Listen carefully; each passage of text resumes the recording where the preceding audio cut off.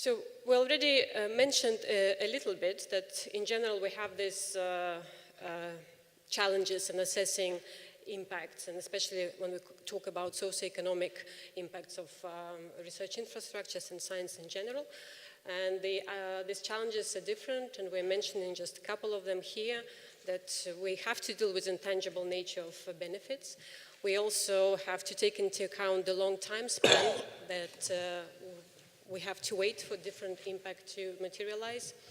There is also a high level of uncertainty, especially when we are sitting and waiting for high scientific breakthroughs in different fields, related risks, and different spillover effects, which we sometimes don't know at the beginning of our research process what will happen and where it will lead us, and after how many years, 10, 20, 30.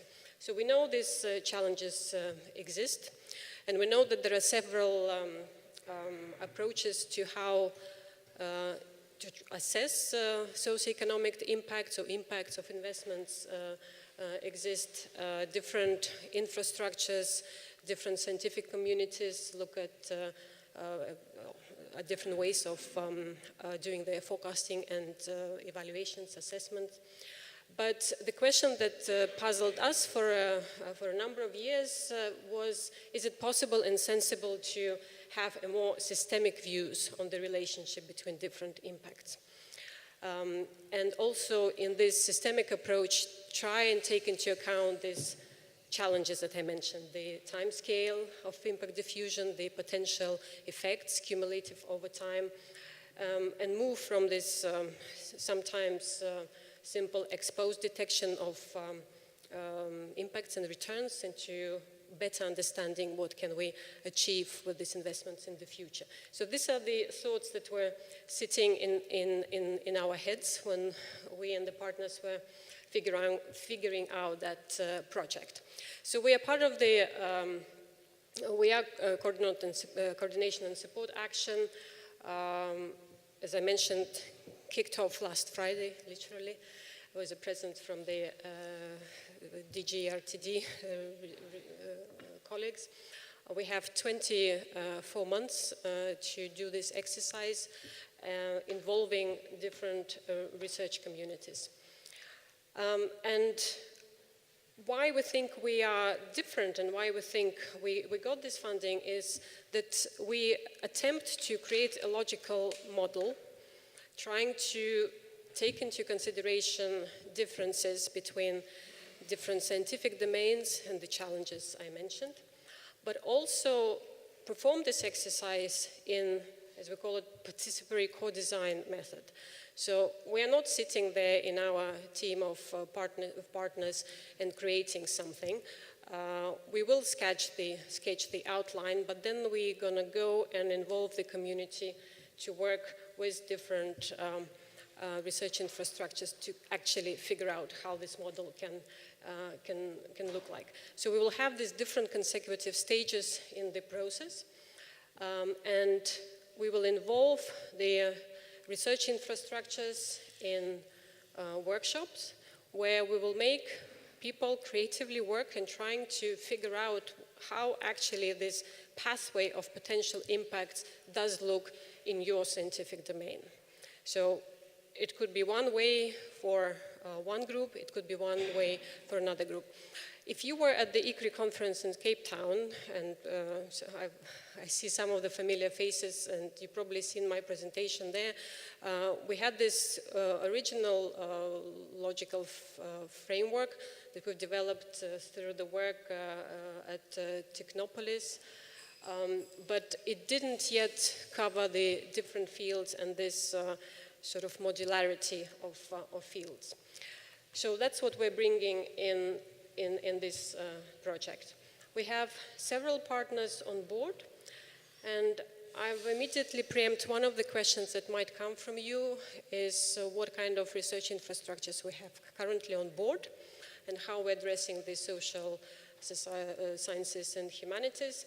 So on the research community, as you will see on the right-hand side, we have Elixir, CERN, and two synchrotrons, Alba and Dizu. So they will be part of the first pilots, but that doesn't mean that we will not be involving others. So just stay with me for half a minute to understand how we propose to involve the rest of the community. So what we'll do, as I mentioned, will create a possible logical framework for the model at the beginning, and then we'll go through that concept, through different ideas for impacts to the community, and through these participatory workshops, work with the research infrastructures and their communities. This way, we also hope that by doing that, we will bring more validity into the model that will be there at the end, and it will become more feasible because, as I mentioned, we will be involved in the process together, and it will also cover different interrelations and complementarities within the particular scientific domain. At the end, what we want to have is the model that will have this core element, and here I don't give up hope. Jelena said we should give up hope on having something common. I wrote it down, common ground, but we do still have hope that and believe that there should be some core module with must-have ingredients for this light impact assessment based on some metrics that are sensible for different fields. But after that core module, there should be additional components that will for sure be different. And I, over the years, worked and got exposed to different type of infrastructures, scientifically in the life sciences field mostly, then in the X-ray and neutrons community with ESS in Lund, also with a European Social Sciences Survey a little bit. So I do see the differences, and I do believe that that's why this one model fit all will not work. But if we have a core module followed by additional components specific to scientific domains, that could potentially help us address these differences. We do take into account that the Commission quite likes the cost-benefit analysis and assessment in their work, and we do have the University of Milan on board who are front-runners in this field. So as much as possible, we'll see which of the metrics can be quantifiable, but as we discussed already last week, that's not the focus, and that's not the theoretical underpinning of our module. We are not focusing totally on quantifiable and just monetary metrics. We want to bring these different elements from different fields.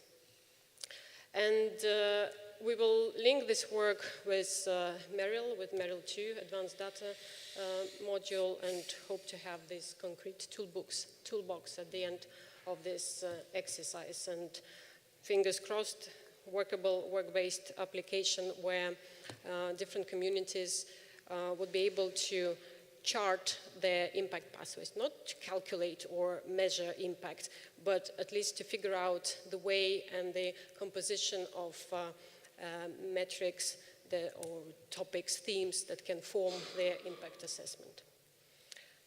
So that's where I want to use the stage as a bit of a call for action from you and involve you in cooperation.